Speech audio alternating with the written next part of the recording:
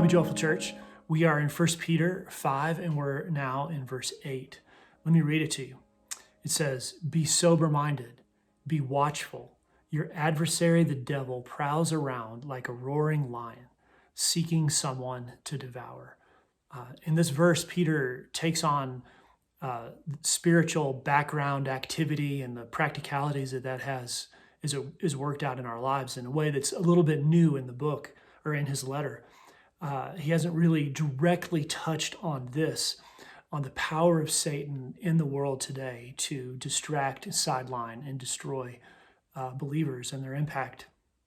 He says it's our responsibility to be watchful for his destructive plans. We have to be watchful. There is a spiritual battle going on, and his desire to lull us to sleep and to nullify our work for the gospel is strong and pervasive in our society.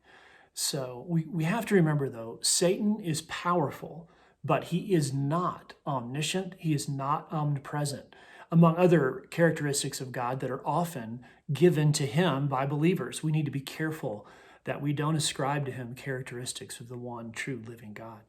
Those are the Lord's alone. So regardless of that, he is very powerful, and he uses every available means to tear us down. And we have to be aware of that. He's dangerous, he's real, and he's happy to destroy.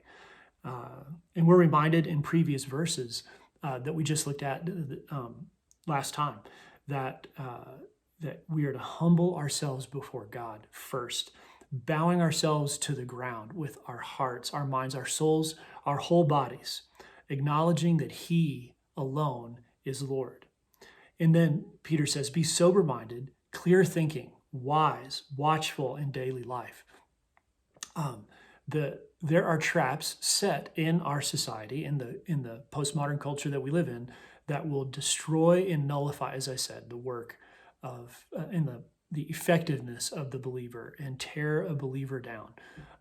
So if we're going to follow Jesus, we have to avoid those traps. And he says, here is a step. Be sober-minded, be watchful, be aware. Don't be naive.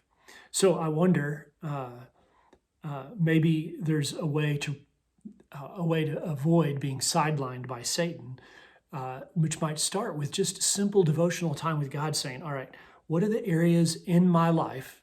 What are those specific places where I might be bowing down to the world more than I bow down to Yahweh?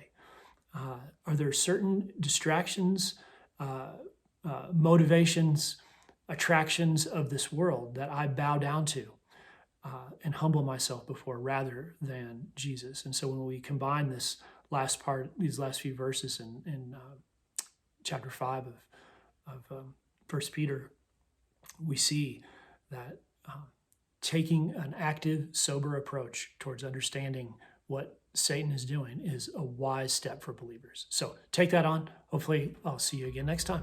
All right, bye-bye.